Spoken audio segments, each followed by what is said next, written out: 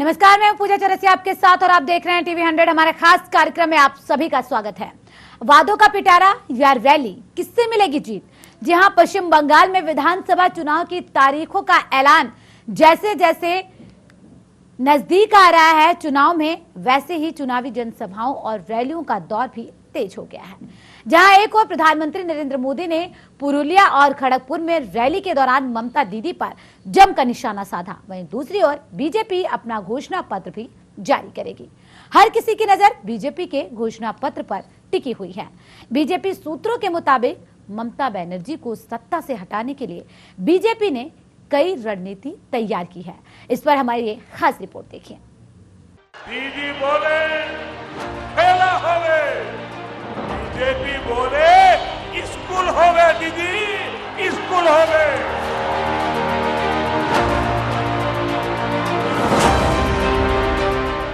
5 राज्य में चुनावी बिगुल बजने के साथ सभी पार्टियों ने दमखम लगाना शुरू कर दिया। बात अगर पश्चिम बंगाल की करें तो वहां तो सियासी अंगारा जल रहा है। कहीं खेला होवे तो कहीं विकास होवे का पाठ पढ़ाया जा रहा है, लेकिन असल में जनता क्या चाहती है ये वक्त के साथ पता चल जाएगा। दीदी बोले खेला होवे, बीजेपी बोले अस्पताल होवे। दीदी बोले खेला होवे, बीजेपी बोले स्कूल होवे, दीदी स्कूल होवे। बंगाल में ममता बनर्जी ने पैर की चोट के साथ बीजेपी को वोट से चोट देने में मोर्चा संभाल रखा है।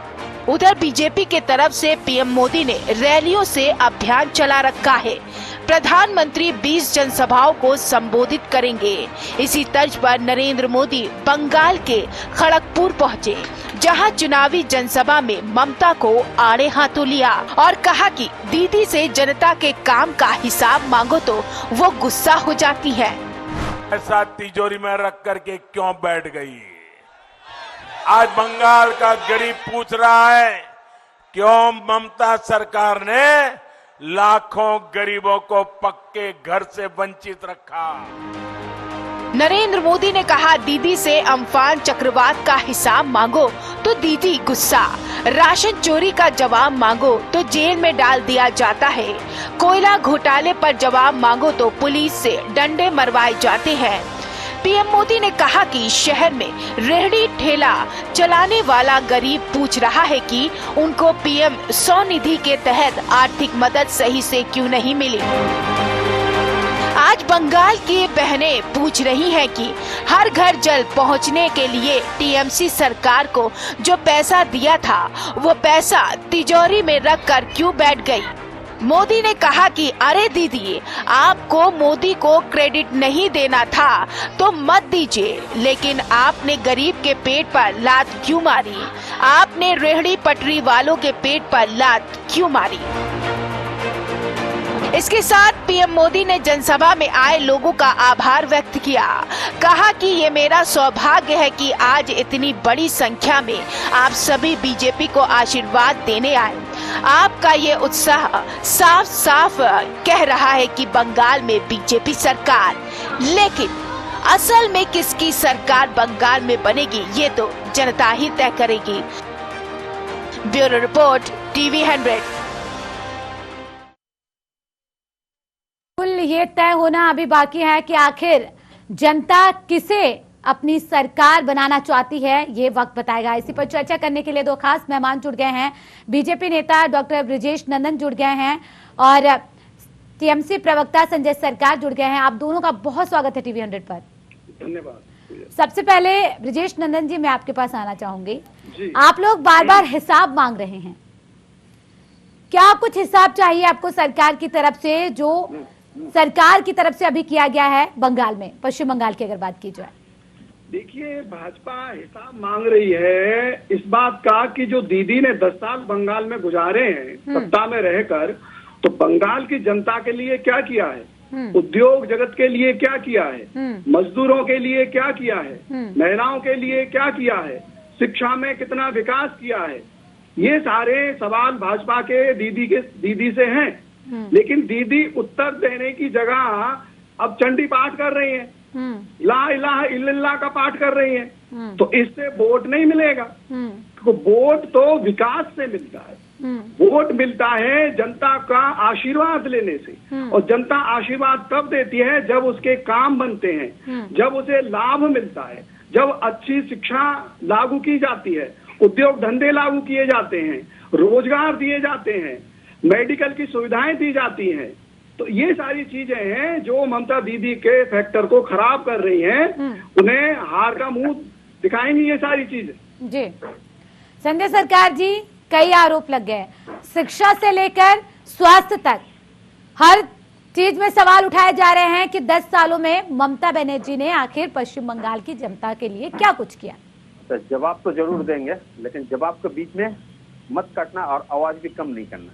जवाब तो हकीकत में आपको हर जवाब दे सकते हैं जी। अच्छा ये बताइए, मेरे देश में प्रधानमंत्री नरेंद्र मोदी जी वो 1978 78 साल में वो ग्रेजुएशन का सर्टिफिकेट दिखा रहे हैं। इस समय ग्रेजुएशन का सर्टिफिकेट हाथ में लिखना पड़ता था, मैनुअल होता था, वो कंप्यूटराइज दिखा रहा है। मेरे देश में 1990 में कंप्यूटर का काम चालू हुआ है। कितना बड़ा जुमलाबाजी। देश की बात, बंगाल की बात करिए। नहीं जवाब देंगे आपको, भारतीय जनता पार्टी को हर जवाब मेरे पास है। देखिए कितना बड़ा धोखाबाजी। अपना जो मैट्रिक पास नहीं किया आदमी ग्रेजुएट का सर्टिफिकेट 78 साल में वो भी कंप्यूटराइज दिखा रहा है। दिखाइए, बोला हेल्थ के बारे में। अच्छा मेरे यहाँ जितना हॉस्पिटल है, हॉस्पिटल सब सुपर स्पेशलिस्ट बना दिया गया है। और दूसरा फेयर प्राइस मेडिसिन का दुकान किया। अगर वो दुकान में अगर 100 रुपये अगर मेडिसिन का कीमत होता है तो सरकार की तरफ से 33 रुपया में वो दवाई मिलते हैं। ठीक है, हेल्थ कार्ड 5 लाख रुपया करके 2005 में दिया गया है। ठीक है, किसान को किसान क्रेडिट कार्ड दे गया 5 लाख रुपए का, जहां भारतीय जनता पार्टी किसान निधि में 6,000 रुपया दिया थे। महीना का होता है 500, दिन में 16 रुपया 50 पैसा। मेरा महीना होता है 40,000 रुपया, 42,000 रुपया, दिन में 1400 रुपया। अच्छा 16 रुपया 50 पैसा आपको परिवार में पूजा जी अगर 3 आदमी रहेंगे तो 3 रुपया 30 पैसा करके पड़ता है। एक आदमी जिंदगी गुजार लेंगे किसान का परिवार में किसान निधि ने। और मैं 1400 रुपया दिया, मतलब एक परिवार को 280 रुपया करके खाने के लिए, जिंदा रहने के लिए। और उधार नहीं दिया, क्यों बोलिए, ये भीख नहीं देते हम लोग। क्यों भीख देने के बाद इंसान भूल जाता है। अगर उसको हम लोन देते हैं तो वापस हम मतलब ये कहा है इंटरेस्ट के तहत हम उसको वापस करते हैं। इंसान भूल जाता है। भारतीय जनता पार्टी 16 रुपया 50 पैसा भीख देने के लिए काम किया। मैं हेल्थ कार्ड, आयुष्मान भारत के बारे में आपको समझा दिया। मैं गरीब को यहाँ किसान बीमा दिया 50,000 रुपये से 50,000 5 लाख रुपए से 94 लाख आदमी को हमने नौकरी दिया है। 1 लाख ग्रामीण रास्ता बनाया है। 2 करोड़ आदमी को घर में बिजली पहुंचाया है। भारतीय जनता पार्टी 7 साल में 14 करोड़ आदमी को नौकरी देने वाला था, नहीं दिया। आपको 15 लाख रुपए हर जवान को घर में, मतलब जो जवान में घर में पहुंचा नहीं है। तो आज मेरा कैसे फीलिंग है, आज हम आपको वही चीज बता रहे हैं। नौजवान लूट गया है, नौजवान लूट गया है। मैं चैन से कैसे सो जाऊं, मैं चैन से कैसे सो जाऊं। मोदी अमित जी देश को लूट रहे हैं, मोदी अमित जी देश को लूट रहे हैं। मैं खामोश कैसे रह जाऊं, मैं खामोश कैसे रह जाऊं। अगर मैं कसम उठाया है मोदी जी को और अमित जी को देश लूटना नहीं दूंगा। आज ने जो विकास किया है, असम में कहा कि असम में वो डबल इंजन को सरकार बोल रहा है। असम का भारतीय जनता पार्टी को जो एमएलए है सिलचर का दिलीप पाल जी बोल रहे हैं Bharatiya Janata party double engine को सरकार को बनाया। ये बॉर्डर से गाय प्रचार करता है, गाय बांग्लादेश भेज दिया जाता है, कोकेन का धंधा करता है। ये पेपर में दिया है, कल का पेपर में दिया है। यहाँ कोयला का मतलब 2 नंबर कोयला माफिया का काम चलता है। ड्रग्स का मतलब हेरोइन, कोकेन, गांजा का बिजनेस करता है भारतीय जनता पार्टी ने। इसने ईमेल किया था प्रधानमंत्री को, इसके चलते इसको साथ नाराजी हो गया, इसको टिकट नहीं दिया भारतीय जनता पार्टी। इसको दिलीप पाल को सिलचर से। डबल इंजन का सरकार, डबल इंजन का सरकार। और नमूना बताते हैं आपको, यूपी में 25,000 होमगार्ड को निकाल दिया गया है। त्रिपुरा में 882 स्कूल जो है उसको प्राइवेट कर दिया गया। 10,000 टीचर को किक कर दिया गया है। डबल इंजन सरकार, अच्छे दिन ना खाएंगे ना खाने देंगे। अच्छा बंगाल में जिसको शारदा नारदा का चोर बोला था, शुभेंदु विबेंदु शोभन, और इसको मुकुल राय, अब भाग मुकुल भाग, आपको सिद्धार्थ सिंह जी बोला था, वो चोर तो आपको घर में चला गया शारदा नारदा में। अब विकास के बारे में बोल रहे हैं। अब हिंदुस्तान में 40,000 करोड़ रुपए एमटीएन बीएसएनएल लॉस कर चुका है। एमटीएनएल 1100 करोड़ रुपए लॉस कर चुके हैं। 5,600 करोड़ एयर इंडिया लॉस, कोई ऑप्शन लेने के लिए तैयार नहीं होता है उनको, उसको लेने के लिए। पीएनबी 8,000 करोड़ रुपया लॉस हो चुका है। 2,02,000 करोड़ रुपया मतलब जो कर्जा हो भैया, लोन हो भैया, किसको किया? अदानी अंबानी को किया है। मैं खोले आकाश के नीचे जो मैं किसान लड़ रहे हैं उसके लिए उनके लिए उनको मिलने के लिए भी समय नहीं है, उनको लिए मिलने के लिए भी समय नहीं है। और ना कोई आपको मालूम है अंबानी जी को पोता का, मुकेश अंबानी को पोता को देखने के लिए इसको समय है। खोले आकाश के नीचे जो किसान लड़ रहा है, एमएसपी दे नहीं पाए। बंगाल में धान का कीमत एमएसपी में कितना देता है? 100 किलो में मालूम है आपको 2200 रुपया धान का कीमत दिया जाता है मिनिमम, और मैक्सिमम 3,600 रुपया एमएसपी दिया जाता है। अब कौन से विकास की बात बोल रहे हैं? आपको देश लूट चुका है। संजय सरकार ने आपको ठीक है संजय जी, गुजरात का है, ये आपको जानकारी होगा। मेहुल चोकसी और नीरव मोदी को देश से फरार करके काटमांडू लेने वाला नरेंद्र मोदी उसको देश में लेके नहीं आ पा रहा है। चलिए ठीक है जी, संजय जी लौटेंगे आपके पास। खत्म कर देंगे जी ब्रिजेश नंदन जी, ठीक है संजय जी आपके पास आएंगे। ब्रिजेश नंदन जी, आप हिसाब मांग रहे हैं, उन्होंने हिसाब दे दिया है। खत्म कर देंगे। देखिए आप विकास के, ठीक है संजय जी लौट रहे हैं आपके पास। 1 मिनट में खत्म कर देंगे। 1500 आदमी वैकेंसी गुजरात में निकल 18 लाख। संजय जी ठीक है, आपके पास लौटेंगे। ब्रिजेश जी को भी समय दीजिए। ब्रिजेश जी हिसाब दिया गया है। संजय जी भाषण बहुत अच्छा देते हैं, अगर भाषण देंगे तो जनता को ये मोहित कर सकते हैं, लुभा सकते हैं। इन्होंने बंगाल चुनाव के मुद्दे पर पूरे भारतवर्ष को ले लिया। गुजरात, आसाम, केरला, तमिलनाडु, पंजाब, हरियाणा, उत्तर प्रदेश। अब ये कह रहे हैं कि वो तो डबल इंजन की सरकार है, जहाँ जहाँ पर है वो गिना रहे थे। जी मैं वही बता रहा हूँ। इन्होंने कहा कि यूपी में 1500 होमगार्ड निकाल दिए, 25,000 होमगार्ड को निकाल दिया गया। अरे सुनिए 25, अरे सुन लीजिए सर, 25,000 नहीं पा रहा था सरकार। अब सुन लीजिए, मेरी बात सुन लेंगे संजय जी? सुन तो लीजिए। बिल्कुल सुनेंगे। तो जो निकाले गए वो फर्जी थे, फर्जी होमगार्ड निकाले थे जिनके नाम पर सरकार को चूना। संजय जी देखिए, एक एक करके बोलेंगे तो दर्शकों को भी समझ में आएगा। उसमें वो चीज में लिखा था, we are not the eligible for the salary.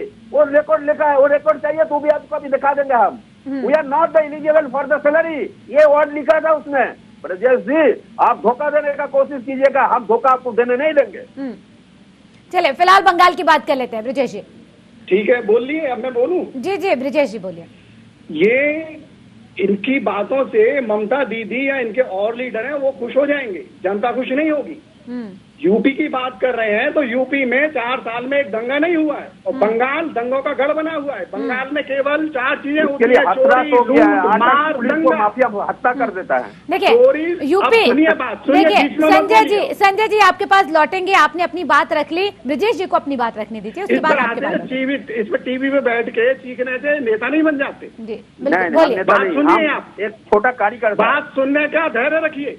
हम छोटा कार्यकर्ता है ब्रिजेश जी। छोटा कार्यकर्ता नहीं, आप देखिए छोटा कार्यकर्ता बड़ा कार्यकर्ता है, इसके लिए आप लोगों को नहीं बुलाया गया है। चर्चा बंगाल की जनता को लेकर है, तो हम बंगाल पे बात करें तो बेहतर होगा। पर्सनल कोई कमेंट नहीं प्लीज। इस तरह से आप कोई बड़े नेता नहीं बन जाएंगे या दीदी के सामने नहीं आ जाएंगे नजर में। तो आप सुनिए दूसरे की भी। दीदी को घर में हम सुबह शाम जाते रहते हैं। अरे जाते रहते हैं, बहुत अच्छी बात है। आप खूब ब्रिजेश जी पर्सनल कमेंट से ऊपर उठकर 1987 से। ठीक है, तो बात सुनिए, अपनी बारी पे बोलिए, बीच में मत बोलिए जी। केवल बंगाल में चोरी, लूट, मार, दंगा और अभिषेक खनन करता है नंगा। अभिषेक बनर्जी को जो ईडी का सम्मन गया है, ईडी ने पूछताछ की है उनकी वाइफ से, और उनसे इसलिए की है क्योंकि उन्होंने कोयला खनन में चोरी की है। अच्छा संजय जी सुन लीजिए, आप ही जवाब देंगे, दूसरा कोई जवाब नहीं देगा। आप ही से जवाब लेंगे। सुन तो लीजिए ब्रिजेश जी को। समझ में आया? संजय सरकार बोलने नहीं दूंगा। अरे छोड़िए, आप बोलने नहीं देंगे। देखिए आप दोनों से मैं रिक्वेस्ट कर रही हूँ, एक एक करके बोलेंगे तो दर्शकों को समझ में आएगी, क्योंकि चर्चा बंगाल नहीं है जी। बंगाल 2 तारीख को तुम्हें धूल चटाएगा। 2 तारीख को जनता ममता दीदी को धूल चटाएगी, क्योंकि ममता दीदी की जो पार्टी है वो विकास की बात कर लें। ब्रिजेश जी, संजय जी विकास की बात कर ले। बंगाल में क्या कुछ विकास हुआ है, क्या कुछ हुआ की बुनियादी जो समस्या है उन पर बात कर लें, क्योंकि जनता वो जानना चाह रही है। बिल्कुल। देखिए भारतीय जनता पार्टी का एजेंडा पूजा जी सीधे है। भारतीय जनता पार्टी सत्ता परिवर्तित नहीं करना चाह रही है, वो केवल विकास उन्मुख राजनीति करना चाह रही है, जो बंगाल से बहुत दूर है। बंगाल को कांग्रेस ने लूटा, लेफ्ट ने लूटा, टीएमसी ने लूटा, आज तक कोई उद्योग धंधे नहीं है। और एक बताऊं, जलपाईगुड़ी में फैक्ट्री थी शीला फोम की, जो फरवरी में बंद कर दी जाती है ममता दीदी के कहने पर। इसलिए कि जी प्रदूषण ज्यादा हो रहा है, प्रदूषण ज्यादा हो रहा है, या रोजगार जो जिन लोगों का रोजगार छिना है वो कहाँ जाएंगे, कहाँ से पेट भरेंगे वो। एक उद्योग धंधा नहीं लगाया। उद्योग धंधों के नाम पर टीएमसी और लेफ्ट ने तालाबंदी की, हड़ताल की, सारे उद्योग धंधे चौपट कर दिए बंगाल से। आज बंगाल की जनता एक धर्म विशेष को संजय जी आपसे जवाब देंगे। नौवीं के दिन मूर्ति विसर्जित नहीं करने दी गई, और उस मूर्ति विसर्जन के लिए हाई कोर्ट से परमिशन ली गई मुहर्रम के लिए, मुहर्रम निकाला गया, उसके दूसरे दिन मूर्ति विसर्जित हुई हाई कोर्ट के परमिशन के बाद। केवल ममता दीदी का एक उद्देश्य है कि हिंदू धर्म की तुष्टीकरण के तहत उसे दबाया जाए और एक दूसरे धर्म को उभारा जाए, क्योंकि वोट बैंक ममता का वही है, 30% वोट है मुस्लिम वर्ग का वहां पर बंगाल में। ममता दीदी यही चाह रही है केवल, और ममता दीदी ने बंगाल की अस्मिता, बंगाल धर्म की राजनीति कब तक कर लेंगे? आप दोनों से मेरा ये सवाल है, धर्म की राजनीति आखिर कब तक? जनता पढ़ी लिखी है, आज की जागरूक हो चुकी है, धर्म के नाम पर आप उन्हें बांट नहीं सकते। बिल्कुल मैं जवाब देना चाह रहा हूँ। धर्म की राजनीति भारतीय जनता पार्टी नहीं करती। भारतीय जनता पार्टी केवल एक नारा देती है, जय श्री राम, और जय श्री राम का नारा धर्म को इंगित नहीं करता। वो महापुरुष थे, महामर्यादा पुरुषोत्तम थे, पूरी दुनिया जानती है। केवल धर्म की राजनीति अब ममता दीदी कर रही है, चंडी पाठ करके। और चलिए ठीक है, अब इस पर कमेंट ले लेते हैं संजय जी से, उसके बाद आपके पास लौटेंगे। संजय जी, धर्म की राजनीति कौन कर रहा है? बीजेपी कह रही है हम तो नहीं कर रहे। एक एक करके सब बता रहा है, जितना सवाल के उसको जवाब तो बीजेपी को देना चाहिए। मोदी जी को मालूम है बंगाल में चुनाव जीत नहीं सकता है। इसके क्यों नहीं जीत सकता है? 78,903 बूथ था, अभी कोरोना काल में 1,01,000 बूथ हो गया। 1,01,000 बूथ में 1,01,000 पोलिंग एजेंट देने पड़ता है अंदर में जो बैठते हैं, और 4 कार्यकर्ता रहने पड़ता है। तो टोटल 5,05,000 इनको पास बूथ मैनेजमेंट और कार्यकर्ता है ही नहीं है। दूसरा नंबर, उसको कैंडिडेट उनको पास देने के लिए समय नहीं था, तो दूसरे पार्टी तीसरे पार्टी से लेकर कैंडिडेट दे रहा था। मैं आपको हकीकत बता रहे हैं। और हौसला बुलंद करने के लिए नरेंद्र मोदी बोला 200 पार, लेकिन हकीकत का ये 50 पार नहीं करेगा। आपको वक्त मिलेगा, अभी संजय जी को बोलिए। क्यों बोलिए? तो मेरे ब्रजेश जी को सबको यूपी न जाके, यूपी में कोई इंडस्ट्री नहीं। देखिए आप फिर यूपी असम जा रहे हैं, बंगाल की बात कर रहे हैं ना।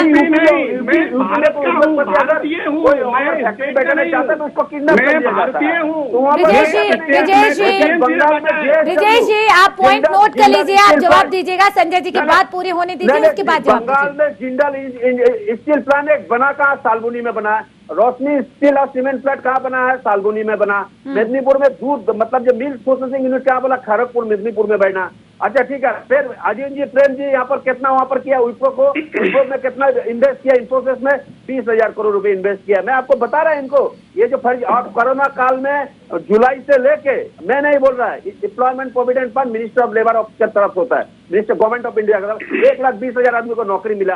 रह गया धर्म और तुष्टीकरण के बात में। अच्छा मोदी जी अमित जी जब मुसलमान को असदुद्दीन ओवैसी को हाथ जोड़ के पैर पर जाता है, वो तुष्टीकरण ध्रुवीकरण नहीं होता है। और बंगाल में तो हर घर में दुर्गा पूजा काली पूजा होता है। पूजा जी आपको मालूम है, ये अपना परंपरा रीति रिवाज है। और मेरे घर में भी हर दिन चंडी पाठ होता है सुबह। चंडी पाठ का मतलब क्या होता है मालूम है? मन में शक्ति और मन को भावना जो ठीक रखने के लिए। और मैं पूजा बिना नहीं खाता है, ये रुद्राक्ष के लेके पढ़ना हम लोग को बंगाली का आदत पड़ गया है। ठीक है, बंगाली को संस्कार के बारे में ये ब्रिजेश बाबू कैसे बोलेंगे यूपी से बैठ के? इसको तो सिर्फ यूपी में किडनैपिंग इंडस्ट्रीज दिखाई दे रहा है, 8 पुलिस कर्मियों को माफिया पत्र हत्या ही दिखाई दे रहा है, बदायूं और हाथरस में बलात्कार होता है। बलात्कार मतलब इतना सन्नाट घटना होता है, बोलने नहीं घटना। फिर वो जेल से निकलता है, जेल से निकलने के बाद में जो आरोपी जो है मतलब जो क्या करता है, उसको बाप को हत्या कर देता है। ये तो भारतीय जनता पार्टी का संस्कार है।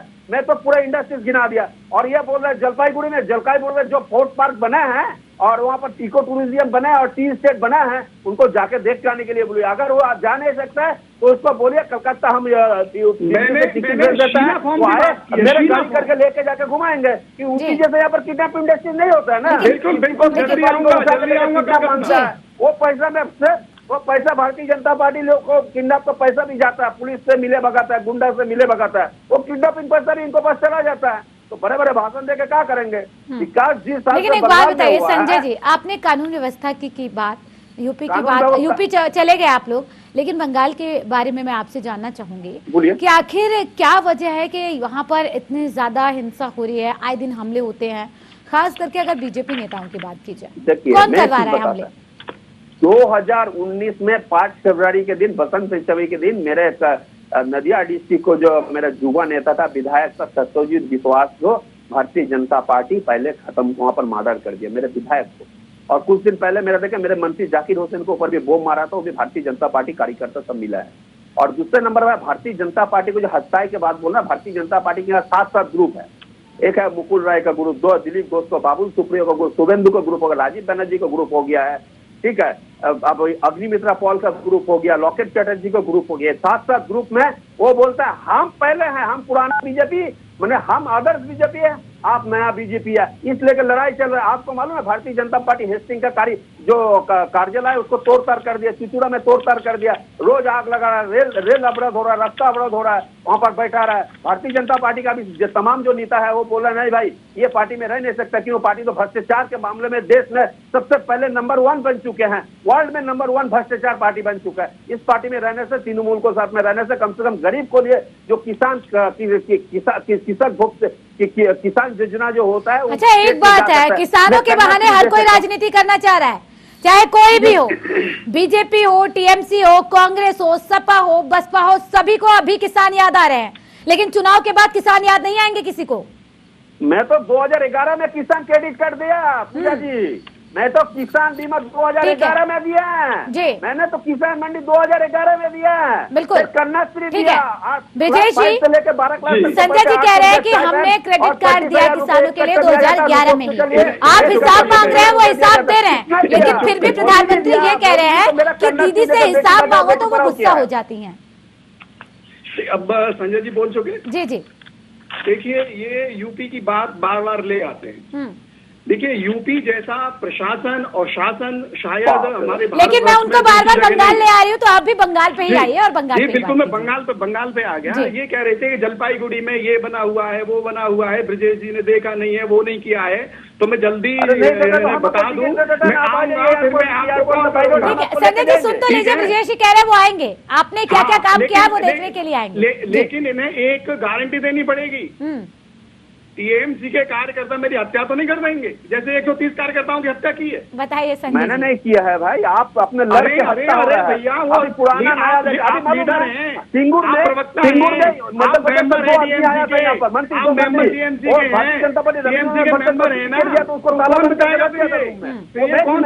नहीं, सरकार तो आपकी है ना संजय जी, ठीक है विजय जी एक मिनट, संजय जी सरकार तो वहाँ पर आपकी है ना, वो कह रहे हैं कि बस इतना वादा कर दीजिए कि सुरक्षित रहेंगे। बिल्कुल आइए, हम लेके जाएंगे, अगर आप करते हैं। और एक चीज आपको पूजा जी, एक चीज बताना चाहता है, 30 सेकंड में खत्म कर देंगे जी। भारतीय जनता पार्टी का 2 मंत्री मध्य प्रदेश से आया था, रविंद्रनाथ भट्टाचार्य को वहां पर सिंगूर से टिकट दिया था, दोनों मंत्री को ताला बंद करके भारतीय जनता पार्टी कार्यकर्ता उसको अटक कर रख दिया था, तो बंगाल पुलिस जाकर उसको रेस्क्यू करके छोड़ा के बाहर लेके आया ना, भारतीय जनता पार्टी कार्यकर्ता से तो छोड़ा के लेके आया, किसने छोड़ा के लेके आया? वो तृणमूल सरकार अगर तो इलेक्शन कमिश्नर का अंडर में चल गया, बंगाल का टीएमसी से खतरा है या बीजेपी से ही खतरा है? देखिए खतरा किसी से नहीं है, अगर भारतीय जनता पार्टी को खतरा होता तो 5 साल मेहनत नहीं करती, अपने 130 कार्यकर्ताओं की कुर्बानी नहीं देती, अब तो रंग चढ़ने का वक्त आया है। लेकिन मोदी जी कह रहे हैं कि लूट मारी की सरकार दी गई है दीदी की तरफ से पिछले 10 साल। बिल्कुल बिल्कुल, देखिए मैंने 4 चीजें गिनाई, चोरी, लूट, मार और दंगा, ये बंगाल की कल्चर बन चुका है आज। सबसे पहले कांग्रेस, फिर लेफ्ट और अब टीएमसी, तो जनता परिवर्तन चाहती है। देखिए पूजा जी, प्रकृति का नियम है परिवर्तन जी, लेकिन बंगाल की जनता क्या परिवर्तन चाहती है, ये भी तो बड़ा सवाल है। घोषणा पत्र आज आपका जारी होने वाला है, विजन डॉक्यूमेंट। मैं आपसे ये जानना चाहूंगी, अगर आपकी सरकार बंगाल में आती है तो प्रायोरिटी क्या होगी? देखिए हमारी प्रायोरिटी, भारतीय जनता पार्टी का मूल मंत्र है सबका साथ सबका विश्वास और सबका विकास। भारतीय जनता पार्टी विकास केंद्रित राजनीति करना चाह रही है। संजय जी लौटेंगे आपके पास, समय की थोड़ी सी कमी है, जल्दी से विजय जी अपनी बात पूरी सुन कीजिए। लीजिए, भारतीय जनता पार्टी का केवल एक उद्देश्य है कि जो जनमानस है बंगाल का, उसका उद्धार कैसे हो, उसकी मुक्ति कैसे हो। बंगाल इस समय बंधन में है और वो टीएमसी के बंधन में है, टीएमसी के गुंडों के बंधन में है। टीएमसी ने बंगाल को 10 साल तक लूटा है, खसोटा है। अब वो सब चीजें नहीं है।